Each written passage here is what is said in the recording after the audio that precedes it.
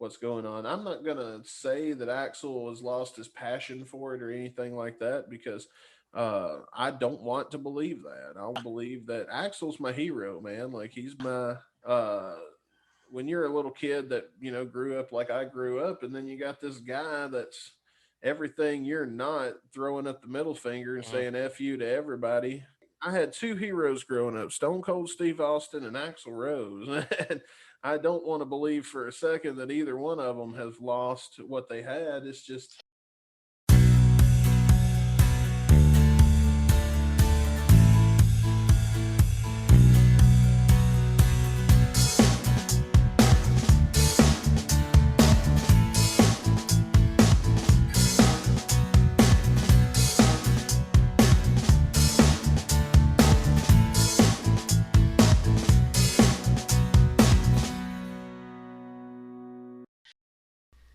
Here in the second half of our discussion, Dustin gets into the origin of the podcast, their format, we talk a little wrestling, and then we bring it home with the Mary question. You guys decide. You've got this chemistry. You decide to the podcast. How did you decide the format? What did you? Because you're from this other podcast, so you're like, okay, Pot of Thunder. yeah, Pot of Thunder has a good format. We I think literally ripped it off. nothing wrong with that. Like, we to the lottery, they had a lottery. Now, Yeah, what happened with Pond of Thunder is they eventually ran out of songs to do, so they right. just started doing classic rock in general. um, but with ours, I'm gonna make it clear: Guns and Radio, when we run out of songs to do, we're done. Yeah, We have a finite, it's probably about a 5 season run, especially since we do two a week now instead of just one. That knocked it down from 10 years to five. how long of us does a show usually last? An But episode? the Monday show is about an hour. Okay, We try to keep it an hour to. We don't force it to be an right. hour, uh, but like the song will come up, and let's say, uh, for example, a few weeks, well, months ago now, there was a song called "Ship," Okay, and the song "Ship," what can we do with ship? Well, we'll make a pirate. So the skit that we ended up recording, now this is funny, it's the first time I'm talking about this, because it never actually aired, but we do a skit. We open the show, we both BS for a little while, we do a skit, and then we review the song.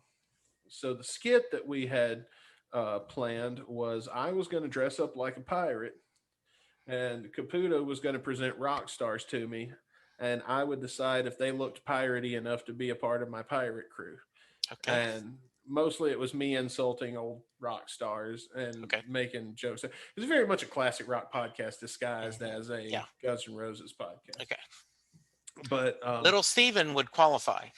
oh yeah, Little Steven looks like a pirate with his bandana and everything. Yep. you'd be surprised how many of them do when you're Yeah. looking through the eyes of a character that's supposed to be a pirate. Yes, I believe Uh, that. but especially Sebastian Bach. Hmm. Um, but the we recorded the bit, and I honestly thought it was stupid, and but I was going to put it on anyway because we didn't have anything better. And then heartbreak, the day that was supposed to air, Eddie Van Halen died. Mm. And so we had to get together real quick before the show aired, do an emergency re-recording, where we cut out the comedy skit and did a tribute to Eddie Van Halen. Yeah. And um, I think when you do these shows at first, they start out, episode 40 is never the same show as episode 1. And Yeah. we're at episode 91, and it is definitely not the same show as episode Yeah. 41. Shows, I've learned one thing I've learned in just doing them: if you stick with it, no matter how rough of a start you get, if you stick with it, a show with a cast of characters and a group of people that are together to put together this show will organically have it grow its own personality. Yes. And And yeah, what's interesting with me, because it's me and a guest, I've changed. I've learned, what questions work, what questions don't work. And then the thing I tell, as you and I talked about, like, if we go off on tangents, we go off on tangents. I tend That, to go off on tangent on anything. yeah, because I just think that's what's interesting. And I heard one of the nicest compliments. A guy said, Jesse, I don't think you do a Bruce Springsteen podcast. I think you do a podcast where the host loves Bruce Springsteen. You just interview people. And That I said, I'll take that compliment anytime. You is a know, good compliment. I yeah, mean, and what you do is you lure in the audience that you want yes, with the niche that you right, have. yeah, I wanted to make a show for the GNR community because I'm part of that community, right. and I know uh, I didn't expect it to grow and blow up the way it did. I've been really stunned with that, and that has been amazing. I mean, we don't get millions, we don't get Joe Rogan numbers, but good Lord, we get so much more than I ever expected for us Well, to get. see, same thing for me, right? Like I used to get, you know, I, I'd be happy if I got, 2, 3,000 downloads for a month. And then all of a sudden, it started getting it and I'm feeling pretty good. And then my son, who's a huge wrestling fan, sent me the link to JR and Conrad were being interviewed about their podcast. And JR is like, Oh, I don't know if you can see it or yeah, not, but you see ah, that on the yeah, wall? Hang on, let me read. Let me yeah, turn this. There we go. yeah, My autograph. That's Conrad's autograph on yeah. the wall. And he's like, yeah, we get a couple 100,000 an episode. And I'm like, okay, make me feel, There so was a time where I'd be happy with 100 a month. well, Like, and the reality is, Dustin, and I don't know, I won't speak for you, but if no one listened and I'm still having fun, I'm okay with it. I'm fine with it too.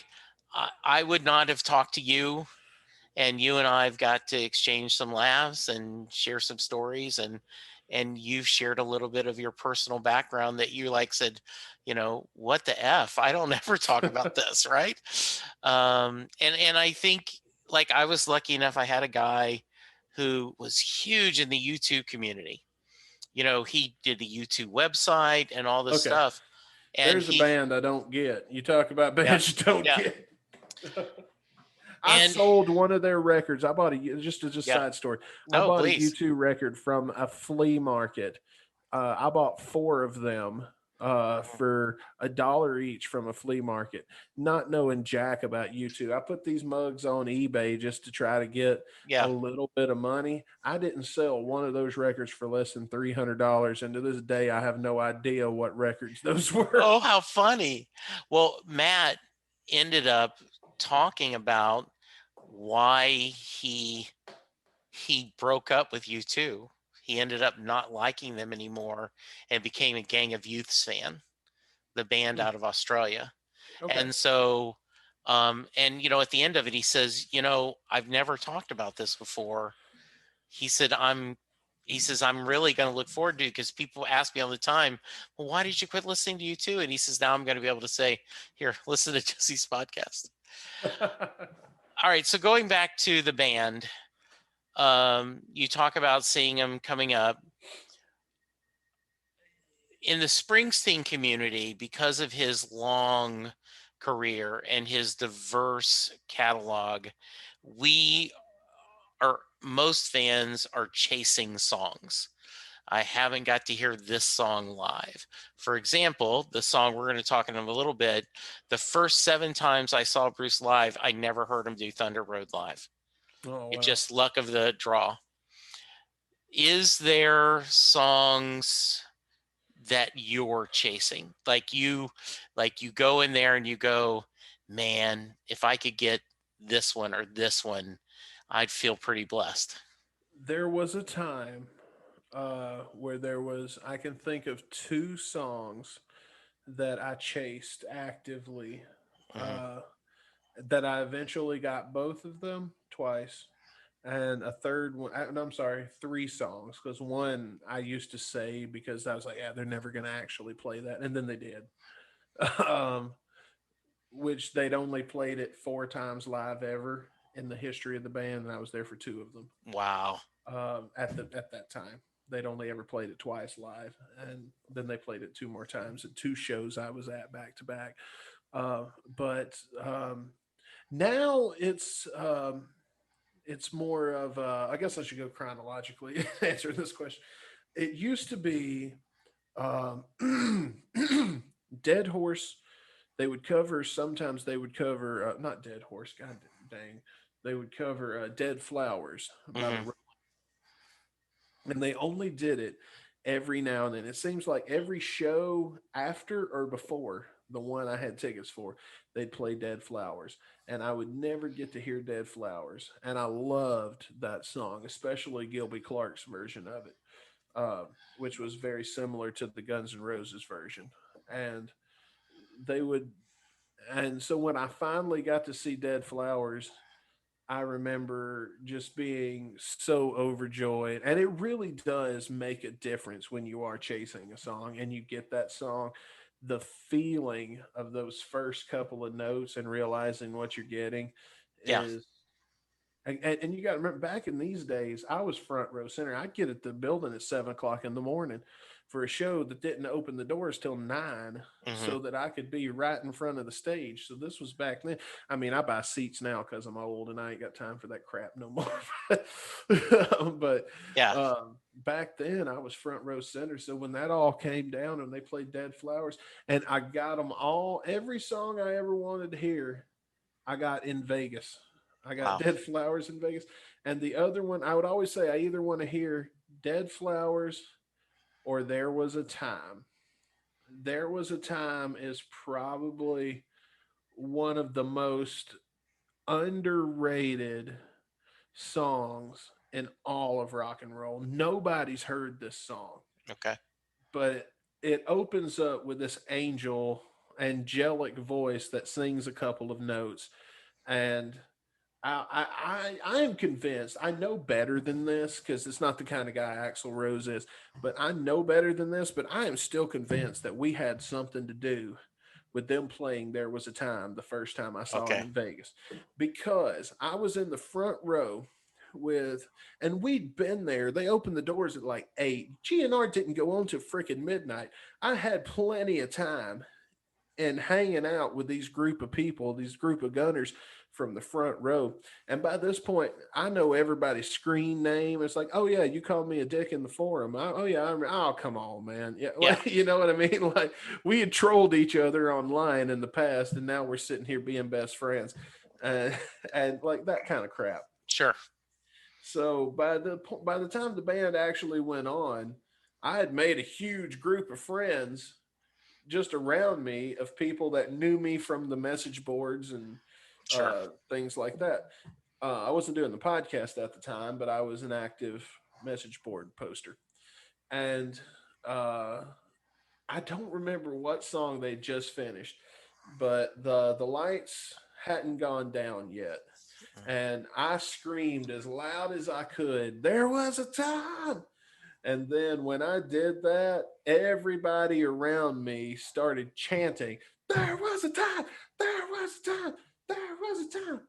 And I saw Axel. Axel has a button on stage that you would miss it if you're not looking for it. But he steps on that button and he talks into his microphone, and then everybody can hear him except us. And I saw Axel step on his button, say something into the microphone, and that's when the lights went down. Okay. And as the lights slowly came up, it was that angel voice from the Wow. beginning of There Was a Time, that pre recorded angel voice that opens the song. And when I heard that and we saw that, you just hear, all I could hear was people scream and erupt around me. And then from then on, I did not hear Axl Rose sing one note of that song. What I heard was everybody around me screaming, "Broken glass and cigarette." And I was right there with them. And, That's hilarious. That's a and great story. That's wonderful. like I said, I know it's egotistical and it's kind of stupid to believe that we had anything to do with that. Right. But it kind of lines up in my head Sure. that I kind of tell at least myself that maybe we had something to do with Yeah, that. I could see that.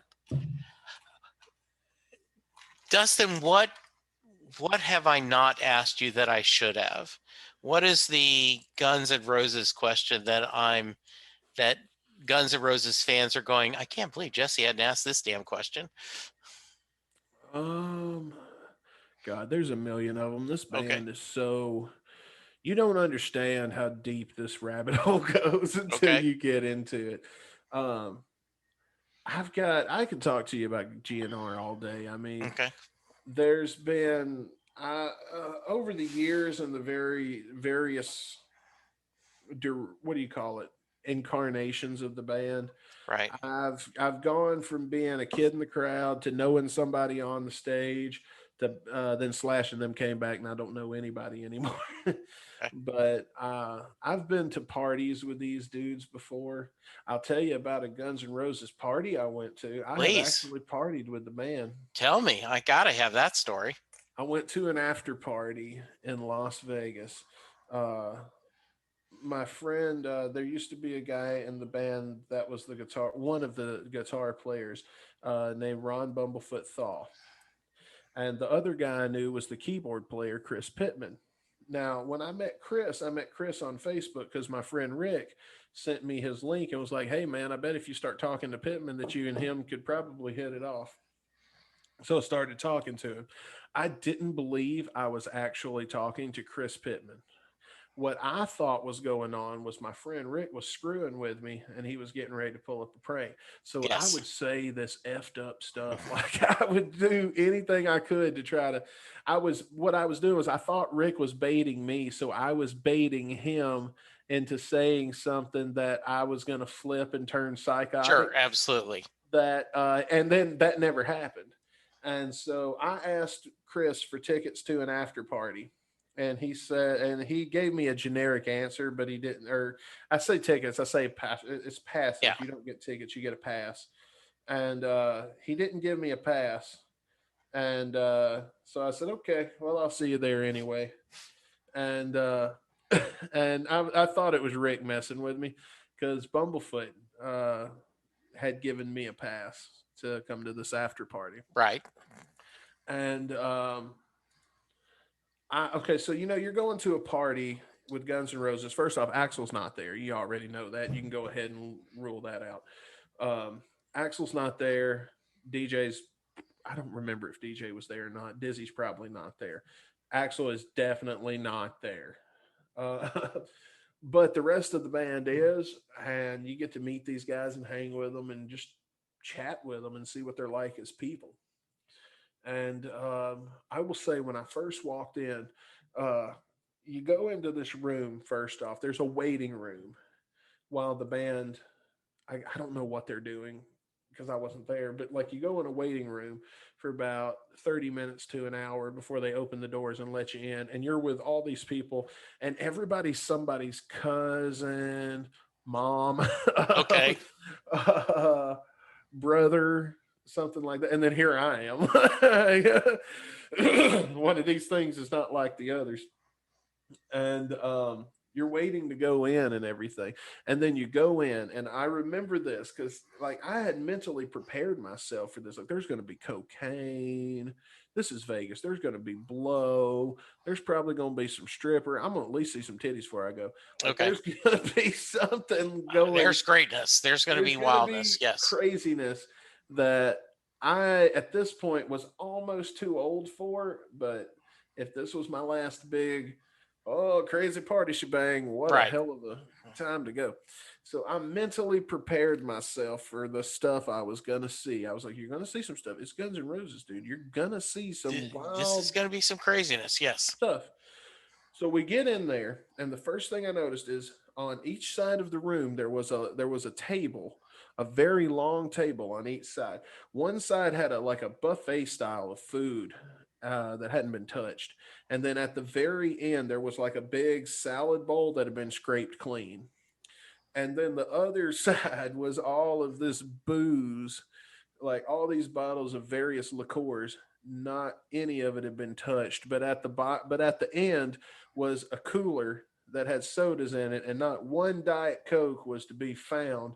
And everywhere you look around, there's somebody eating a salad and drinking a Diet Coke. And then I remembered, oh yeah, it's 2012. Not 1986. I love that. That is a great story. That And we is, ended up just sitting on the couch and talking about music the whole time. At yeah. some point, one of them complained that the music that was playing was too loud. And I was like, you know what? That's my kind of party. That is their kind of party. That's awesome. That is great. Oh, that's a perfect Oh, way. and then Pittman came in. Now, the only one that got drunk, he got drunk somewhere else and then came to the party. Hmm. Chris Pittman comes in and he is drunk and he looks at me and we lock eyes. And then he goes, Dustin! And he gives me a huge hug. And I was like, oh my God, he knows my name. This is not my friend jacking with me. This is, yeah. And he hugs me and he goes, the next words out of his mouth is, where's Rick? Because he knew wherever I went, you would see Rick with me. Oh, And I how was like, funny. he's over there talking to Bumblefoot. So then he goes over and hugs Rick and everything. And I was like, oh, that's so cool. Chris Pittman knows my name. And then it hadn't clicked that I've been talking to this guy for months, just texting back and forth. Hmm. And then he comes over and he like kind of gets quiet to me and he's like, listen, man, I'm sorry I couldn't get you passes to this show, but all these people here are my family and they were coming into town. And I was like, dude, you ain't got to make excuses. He goes, well, looks like you were right. Cause I said, I'll see you there anyway. He Hmm. goes, well, looks like you were right. You found a way in. So, Dustin, is it fair to ask, and like I said, I am a casual fan at best. Um, is it fair to ask your favorite? You mentioned incarnation of the band, or are you just a fan of all of them? I'm a fan of all of them to an extent. Okay. My favorite incarnation, I would be a liar if I said it was anything other than Axl Rose, um, Dizzy Reed, of course, Frank, DJ Ashba, Bumblefoot, Tommy Stinson, Chris Pittman. Okay. And I feel like I'm forgetting somebody. Richard Fortis. Okay. Um, that era is the era that I saw, that I partied with, that I got to know. They knew Hmm. who I was. Um, uh, I pulled kind of a stupid kid move when I first met them, which I don't ever recommend doing. I think it's a dick move, and I would never do it today in hindsight. But I found the hotel they were in, and I met them at the hotel. Hmm. Dick move on my part. Should have never done that. But that's only in hindsight. Security came to throw me out, and they first off, they interfered and wouldn't let security throw me out. When security said, we're going to throw him out anyway, they said, okay, fuck it, we'll go with you. And so then we Wow. all went across the street and we hung out and, chatted and Yeah. everything. That was the first time I met the band. That incarnation of the band just, even though it wasn't the original, it was hired hands. And yeah, you had Axel there, who was definitely the boss, that had the final say over everything. But you had a group of people on stage that loved playing music. Okay. And to me, since Slash and Duff came back, I love Slash and Duff, but just some of the magic of going to see GNR live um, feels like it's gone. Okay.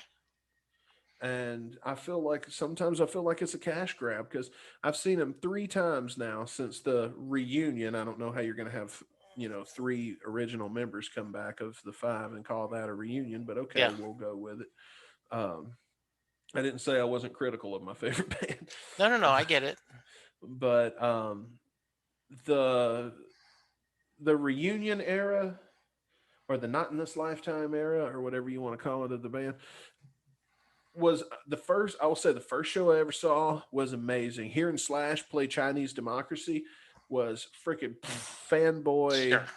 mind blowing, insane. after a while that lost its magic and it just feels like a cash grab because tickets went from I get in the front row for $150. Now it's like $400 to get in the front row. Yeah. I could get VIP passes for $300. Now it's like 1,000 and some BS. Like Yeah. to not even get the same experience that I got as a VIP. As a VIP, I got to party with these guys. I got to sit down on a couch, talk to them like I'm talking to you, just like we were old friends with Yeah. no kind of time limit. And I didn't pay a dime. This was sent to me because I asked for it. And now it's like $400 for a picture, a handshake, next. Yeah. Like it just feels like a cash grab. And I feel like there's something disingenuous about it. And I don't know that there is. And I'm Right. really glad that Axel and Slash and Duff have reconciled because in my own life, I've had grudges that lasted for years and years and years. And when they're over, even if you don't think about it every day, it does feel like there's just a weight that's lifted. And you want that for Yeah. somebody That else. makes sense. Yeah, absolutely. You want these guys back together. You want them playing the music. But after a while, when it's just the same old stuff week after week and day after day, I mean, these guys haven't put out a new album in years. Like, Yeah. I mean, eventually it gets to being like, this is a cash grab. You're not, which I get it. That I am the minority. The die-hard Guns N' Roses fan is the minority. The majority of the fans are the casual people that know Paradise City, Welcome to the Jungle, Sweet Child of Mine, November Rain. Like that is the majority of GNR fans. Yeah. And when that is the audience that you're appealing to, it just felt like with the old lineup, it felt like they were trying to appeal to my demographic in the Hmm. audience. And if the masses liked it, cool. If they didn't, whatever, screw them. We got these guys and we're going to entertain Yeah. them. Now it feels like let's appeal to the masses. Screw these new guys who are these guys that have been with us, for all these years. Um, and I get it; they're a nostalgia band. Yeah. Most people don't want a new Guns record, but I am not most people. And I think, to bring it back to Bruce for a moment, that's one of the things that I most admire about him is, you know, 2019 he put out Western Stars, which was an album that sounds like it could be Glenn Campbell, and Jimmy Webb. It was filled with orchestra. And then, in October of this past year, he did Letter to You, which was an E Street band. And, they're still putting out new albums. He's still pushing himself as an artist. And, and I think that's to be admired, whether you like the new albums or not. Which I'm biased. I host a freaking Springsteen podcast. Of course, I'm gonna love it, right? But I love that he is still out there trying, and he is still making new music and trying to scratch that creative itch. I think that now Slash and Duff are always putting out new music Yeah, separately from Guns N' Roses. But when Axel has the final say, I don't know what's the holdup. Like I don't know maybe what's going that's interesting. Good. on. But nobody ever talks about it because they're all signed to secret agreements when it Yeah, comes to recording stuff and stuff like this. So and then Axel doesn't talk about it, so nobody else does. So I mean, who knows what's going on? I'm not gonna say that Axel has lost his passion for it or anything like that because I don't want to believe that. I want to yeah, believe that Axel's my hero, man. Like he's yeah. been my uh when you're a little kid that grew up like I grew up, and then you got this guy that's everything you're not, throwing up the middle finger and Mhm. saying "f you" to everybody. Yeah. Like I had two heroes growing up: Stone Cold Steve Austin and Axl Rose. And I don't want to believe for a second that either one of them has lost what they had. It's just So something I'm gonna different. bore you for a minute, or bore my audience for a moment. Um, as I talked about, my son is a huge wrestling fan, and every once in a while he brings up that he was in sixth, seventh grade, and WrestleMania was going to be at the Astrodome. Oh, The nice. Rock versus Stone Cold Austin. So this is 20, 20. So is this 17 or 18? What year are we talking? I'm trying to think. Or maybe it Um, was 19. yeah, and I'm looking up as we talk. So I tell him, okay, tell you what, you get straight A's. I'll take you to WrestleMania because it's going to be in Houston. Ooh. Okay, And that's 17. yeah, and he's and and I tell my wife Linda, I'm like, yeah, like, I'm go ahead and buying the tickets, whether he gets straight A's or not. This is something he wants so much. We're gonna go. And so we go there. We go to the whatever you call the wrestle you know arena Access. before, and yeah, access, the big, there's all the vendors and all the stuff. It's like a festival. It is, and we're going, and I know nothing about wrestling, nothing. And we're going, and Chris is maybe 10 or 11, right? Like, let's see. So he was born in 89, so this is 2001. So I guess he's 11, maybe 12, and so he's like, "Dad, can I shoot the finger?" I don't care. So man, he's just shooting the finger off, and he's screaming, "Asshole!" And Stone Cold turned heel. You don't I was just understand, Dad, about to right? say, Yes. I was just about to say, did he cry when Stone Cold turned on him? Oh, he was so and he's like, "You just don't understand." And I swear, once a year he'll be spending the night and he'll pull up, on WWE's app, and we'll watch that match. And he was like, and we're there. He's had a few pops, and he's feeling.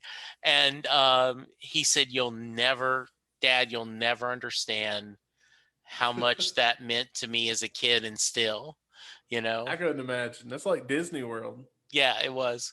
My other favorite wrestling story is Mick Foley was on he the sports station here in Dallas is called The Ticket, and they do ticket stock, which is basically, a 2-day convention, and they bring in celebrities and you get free autographs. And so Mick Foley is on, and they're interviewing him, Mick, and he said, I have a background in Dallas. I used to wrestle at the Sportatorium. He said, and then back, he said, funny story, right? He said, my girlfriend at the time came to me and said, Mick, is wrestling predetermined? Because you don't use the F word, right? No, no. And he goes, well, why are you asking? She goes, well, you're in a winner take all, loser lose town match later today, and everything you own is in your station wagon.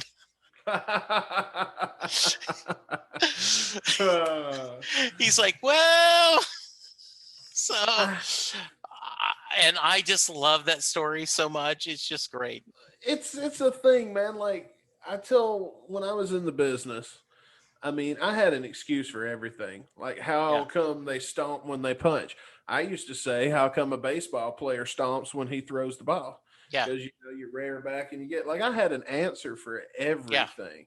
To be as everybody knew what was going on, but that didn't mean I was going to admit it. Right. There were times when I would talk to parents and stuff like that after the show and stuff like, and I rarely talk to the fans just because I was a heel. Yeah. And if you wanted to talk to me, and I know it doesn't seem like it because I do all this stuff, but I have a little touch of the social anxiety. Sure. So it's really hard for me to do whenever Mhm. we would do signings and stuff like that, or meet and greets and stuff like that. There was shows where we would bring people into a certain area that was backstage so they could do the thing, get a picture with, and everything. And I never could get through those because I don't know. I just having a bit of anxiety to it. Yeah. Um, but in the few times I've met the people that watch the shows and things like that, one of the things that come up is, I bring my kids to this show and they really believe in it. And I'm like, yeah, well, they're kids. They think what they see, that's our prime demographic. At the end of the day, kids, regardless of what they say, the attitude era with the boobs and the middle finger, that was directed at your kids. Yeah. Don't ever for a second think it wouldn't. Yeah. Wrestling has always been directed for kids in the 90s wanted something different than kids today want. Right. That's why. But and we didn't have internet porn. We had to get what little bit of doses of cleavage we could get where we could Exactly. get Yes, I it. get it. So when internet porn came along, wrestling cleaned up its act because then that need for the hormonal teenage boy was filled somewhere else. Right. But the thing I tell parents and stuff, if your kid believes in this crap, let them believe in it. It's like Santa Claus. Let them believe in it. They'll figure it out. They'll grow up and they'll figure it out. And I used to say because nobody's that stupid, and then I started seeing how many old people think it's real. And it's like, oh. Well, and the only thing you would worry about, but you're going to worry about that no matter what, is someone hurting themselves. But and but the same thing My no matter answer for what that, sport, right? You got to be careful with your kids. my answer for that was if your kids are doing this and they're getting hurt, why don't you come up here to our academy and pay me to teach them how to do it safely? Ah, I like that. That's nice. Absolutely. I mean, it was a Yeah, service we offered. And if they absolutely. could pass our classes and graduate, which a lot of them did, they could come up and be on our show. Oh, how funny. And I That's love interesting. now as much as I hated doing meet and greets, I loved working with the kids in the school because they didn't know me and they'd always heard tell that I was a big a-hole because I used to be. Yeah, And for all they knew I was, because I always was to them because it was keeping up a gimmick. right. Because what they didn't know is when I would do something to them and it would really tick them off, and I'd leave and they'd be like, "Man, that guy is an a-hole." Everybody, even their trainer, was laughing at them behind their back because we was all in on the joke. My favorite thing I ever did, there's two. We got we used to get them with, well, actually there's three. I'm just going to tell you three quick stories. There's the old belt trick, which you've probably heard on WWE by now, which ticks me off because WWE Network's giving away the old belt trick, so you can't get new kids with that. When a Okay. kid wins their first title, and it's always like a tag team title or some second or third tier belt that don't really matter. It's always a big deal to them. So you come up to them and you give them this speech like, "You're the champion now. You represent our company and everything we work for. This ain't, something you do on the weekend anymore. This is you represent us now. So if and we need you to understand that if you're going to be our champion, you're going to have to represent us everywhere we go. So when you come up to Huddle House to eat with us tonight, make sure you wear the belt and wear it in the restaurant with." And then they come in wearing we would laugh. Like, oh, we got him. And that was an old one. My second favorite one, I used to, one day I came to a show and I just cashed my tax return. This is long before I had a bank account. So I Yeah. just cashed my tax return, had it in my pocket, and then went to work and I was backstage. Well, then they started passing out the envelopes. And I had about $500 or $600 more in my wallet than I normally had. And nobody was looking at me. So I took my envelope and I took the $600 out of my wallet and stuck it down in my envelope, sealed it back, stuck it in my pocket. So then I waited for all the wrestlers, the main event to be over, so all the wrestlers would be gathered around. We're like, yeah, all right. So then the promoter passed out. I saw the promoter go through passing out the rest of the envelopes, which was your pay for the night. Yeah. And then I was like, oh well, boys, and everybody's opening theirs, counting. And I waited for the right time. Everybody was looking at me, and I pulled out my envelope, tore it open. 1, 2, 3, 4, 5, 6, 7, 8. All right. Well, we're good. Well, fellas, I'll see y'all next week. Promoter calls up. What the hell did you do? Oh, just having a little fun. Yes, that's hilarious. And my favorite one. I used to screw with these kids in training all the Mhm. time because they didn't know me from Adam. They didn't know what I Yeah. was telling them was, you know, Right. BS. So my favorite one I ever did was there was a kid in Boonville that was at the in the academy training, and I was walking through, and I always dress really nice when I'm going to shows.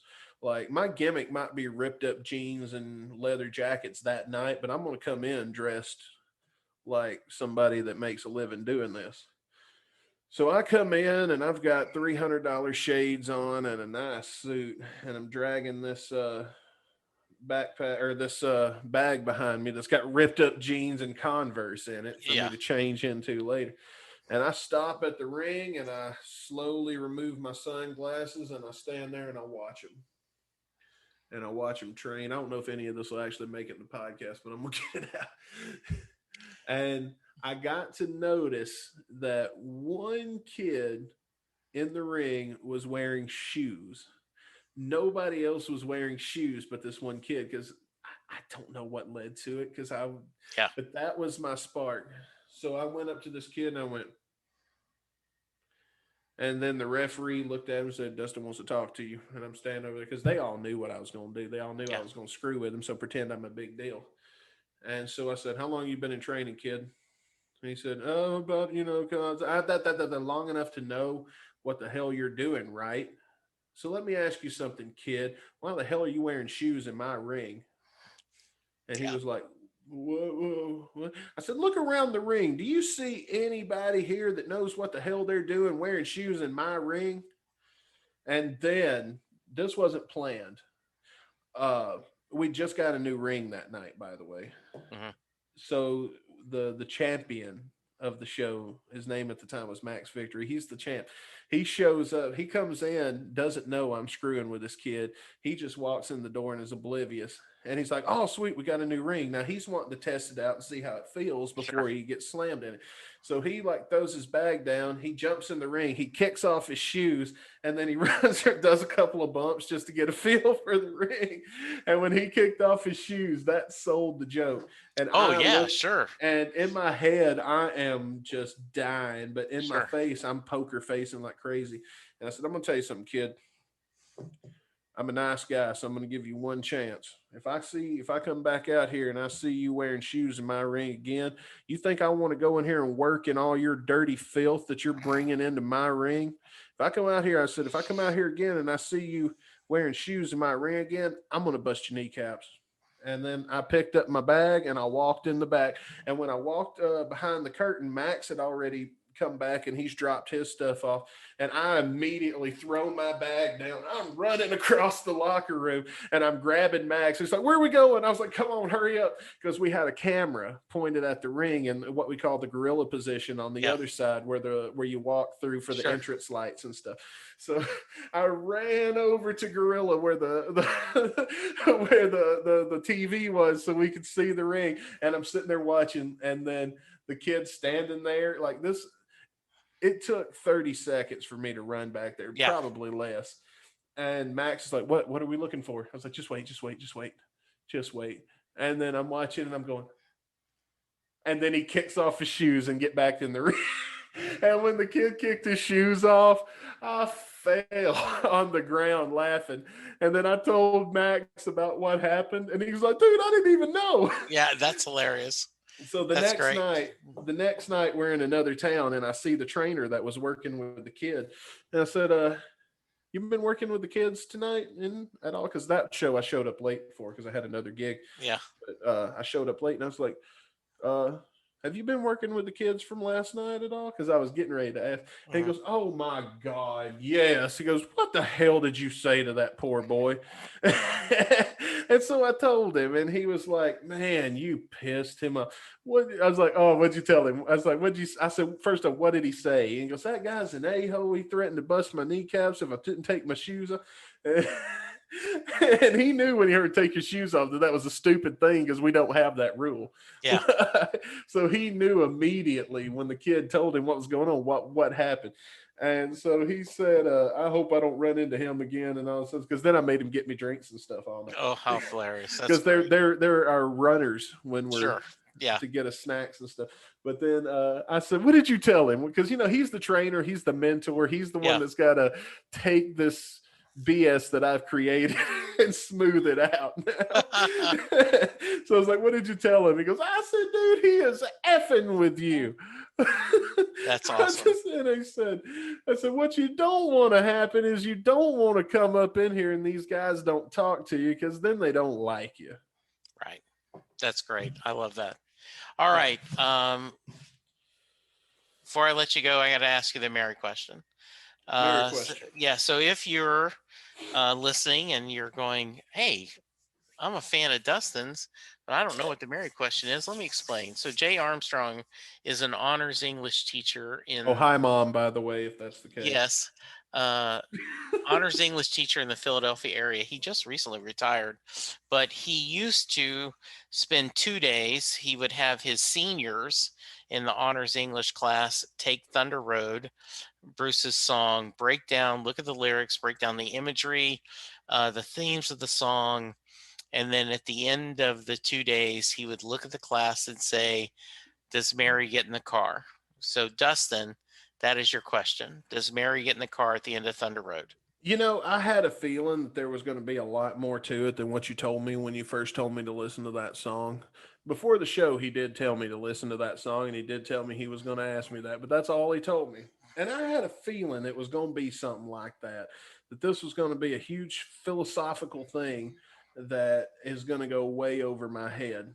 And first off, I've never heard the song Thunder Road before today. I listened to it for the first time today, which led me to believe that maybe there's more in this catalog. Because I've heard "Born in the USA" and the shit, or the stuff that you know what I'm talking Yeah, about. exactly. Yes. We've already covered that, so I haven't really gotten deep into the catalog. But I honestly, uh, I was like, man, if I needed more songs like this, I mean, because I ain't that big of a Springsteen fan. Because when you first Right. brought me on, we've toyed with the idea of you and I getting together and doing Yes. this in the past. And I think at some point, Bruce Springsteen was like, Bruce Springsteen, I don't really want to do Right. that. But when you gave me Thunder Road to listen to, I was like, huh, there's maybe something to this that I didn't see before. Because I'd never heard that song, and I really, really like that song better than anything I've ever heard by Bruce Springsteen, by the way. So that tells me the deep cuts are better than what they play on the radio. Sure. Uh, just like GNR, by the way. Absolutely. So I listened to this song, and as I would listen to it, my brain was processing the question, and I would see it would go sometimes into a really philosophical place, and then sometimes it would go into a really effed up, I'm going to be screwed up, but I'm going to be funny when I answer this question kind of place.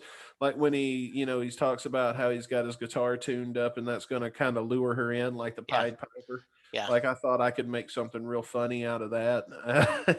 But then I got my answer at Okay. the tail end of the song.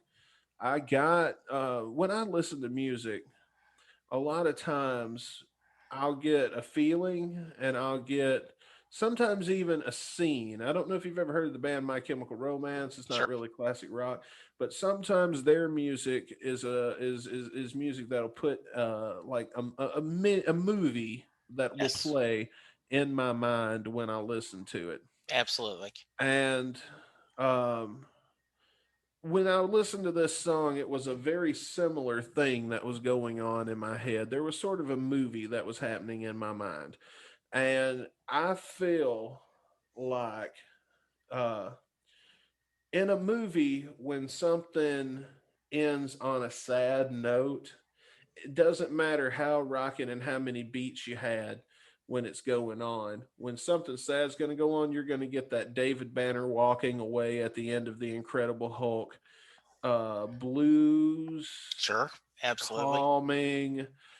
Maybe it's gonna all be okay, but for now, I don't feel happy. Kind Right. of note to be left on. Okay. I feel like she got in the car because of that guitar solo at the end. The character that's playing that guitar is way too happy for her to have not gotten in the car. So first off, great answer. So what I need to share with you is I had a guy on um, earlier last year, and he said it depends, Jesse. And he's giving the answer almost to you. He says when it's the E Street Band playing it, and at the end you have the guitar and the sax solo, it is a song of triumph. Yeah, that's what I felt like. Like Yes, victorious. That was the word I yeah. was. When Bruce does it solo, and he gets to the end, and he goes na na na na na na, and it's just him humming at the end. She didn't get the car, and he's driving off. I see. I didn't hear that version though. No, I you heard the didn't. album So version. that you can go listen to an acoustical version and see if you agree. Um, Well, which I, came first, the acoustic or the album? and it's the album, right? So then she's left by then. Yes. By then, their happy time has come and go, and Yeah. in the acoustic version is a completely different story because now he is recounting it and he's living all the good times in his memories again. And then he gets to the end because like you can be with your best friend talking Sure. about old times and how great things, and then you always end with good times. I love that. I love that. All right, Two Dustin. separate songs, not All even the right. same. If someone wants to reach you, how can they? I'm pretty easy to get in touch with. Oh, that's a lie. I do my best to be available on. We have a Discord server. Our website is gunsandradio.com. That is the primary place where you can get links. If you go to any of our podcasts, we're available on Spotify, we're available on Pandora, wherever you get podcasts, as long as it's not SoundCloud, because I ain't paying $20 a month for something I can get for free from a better service like Spotify or Pandora Okay. or Apple. But if you go to just about anywhere you get the podcast and you look up Guns and Radio, in the description there will always be an invite to our Discord server. If you come into our Discord server, I do my best to answer all of those. Or if you want to talk to me directly, every time somebody joins our Patreon page for only $5 a month, I will personally call you and tell you thank you, and then we can talk for as long as you want about Bruce Springsteen, wrestling, Guns N' Roses, whether or not your mom looks good. And I'm probably going to ask you what your mom looked like because I have a mom thing going Okay. on. I understand. I'm kidding. That, Old joke, yes. but So, that's the best way. And I'm sounds on great. Twitter at Dustin Burcham. I don't use my stage name on Twitter. I'm at Dustin Burcham on Twitter. Um, Facebook, Guns and Radio Pod. Okay. Instagram, at Guns and Radio Pod. Probably if you want to talk to me directly, it's weird. I hadn't thought about it. Twitter is probably where you get the realest me. Okay. Twitter and Discord is the best way. If Okay. somebody out there for some reason wants to talk to this jackass, this is how you do Okay. it. Well, I recommend checking out the podcast. It, I do think after we finish recording, we will spend a few minutes, though it is getting late for me. Oh, me It too. I is got to work. yeah, me too. I got a school night. We will exchange some songs, and we'll have you come back, in 4 to 6 weeks, and I'll tell you what I think of 5 Guns N' Roses songs, and I'll give you 5, deep cuts of Springsteen's, and we'll have another Okay. discussion. I think that would be great. Yeah, that'd Um, be awesome. you have been a wonderful guest. I appreciate you so much. Thank you Thank you for for all having me your and time. giving me the platform to promote my show and just BS for a little I while. It hope was you had nice. fun. I did. I know I I did. did. All right, listeners, please be safe. Remember to social distance. Remember to wash your hands. Wear a mask. Let's all be good to each other because that's the only way we're going to get through this. For now, thank you so much, and we will talk to you soon. Goodbye. Doing a podcast at times can be a one-way conversation, and I hate that. So please let me know what you like and don't like about the work I'm doing. You can reach the podcast via email at setlistingbruce@gmail.com. The show is on Twitter at setlistingbruce, and my personal Twitter is at jessejacksondfw. We have a website, www.setlistingbruce.com. From there, you can find links to other Springsteen podcasts as well as other music-themed podcasts. We have a page devoted to our own SLB All-Star Band. These are guests who have been on the podcast more than 3 times.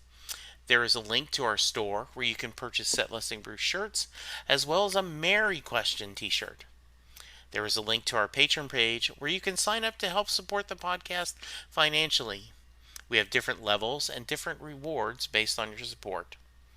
If you don't have any extra cash, and right now, who does? You can support the podcast by subscribing via your favorite podcast player and leaving us a review. The more reviews we have, the easier it is for people to find us. And please tell a friend about the podcast, especially if they love Bruce or music, because it will make a difference.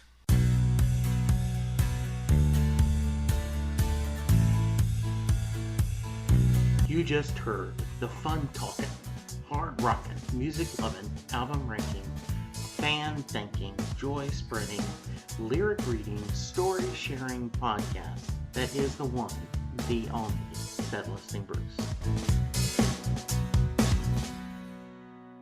Set Listing Bruce is part of the Southgate Media podcast group. The theme for Set Listing Bruce was written by David Rosen, used by permission.